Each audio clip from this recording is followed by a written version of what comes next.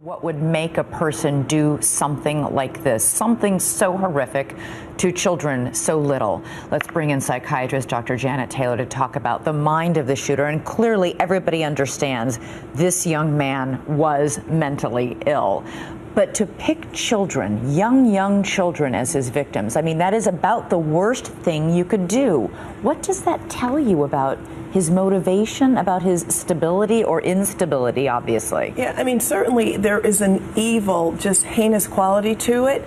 And the fact is, it's impossible to predict who will be violent, but risk factors are individuals who have been exposed to physical abuse, sexual abuse. If there's an underlying psychological impairment, which certainly he was described as odd and possibly was in the autism spectrum, if there is have access to guns and weapons, and certainly individuals who may have revenge in their mind, but again, who wants to hurt innocent children? Well, I mean, obviously there are a lot of people in this country who are autistic or have Asperger's syndrome and never commit any violent act. A lot of people who frankly are mentally ill. A quarter of the population, by some estimates, have mental illness of some kind and never commit a violent act.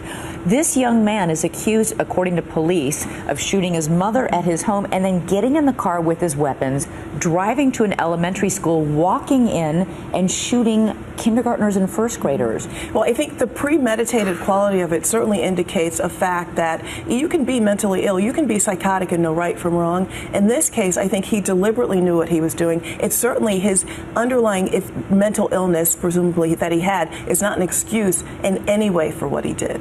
And obviously, is the fact that the target was young children, does that give you any indication as to perhaps he was trying to hurt something that meant something to his mother? I mean, presumably that would be the link. Unfortunately, we will not know, but you'd have to think that the fact that he killed his mother and then went and killed just innocent children who maybe there was a link between his mother and his kids and the kids, or maybe he just felt like he was doing something so horrific that he would always be remembered. We won't know, but at the end of the day, it's just we have to pray for the families and understand that at some point we will understand a motive, but it still will never be enough to bring these poor kids and adults who died back. Okay, right now focus is on the families and those victims. All right, Dr. Taylor, thank you so much.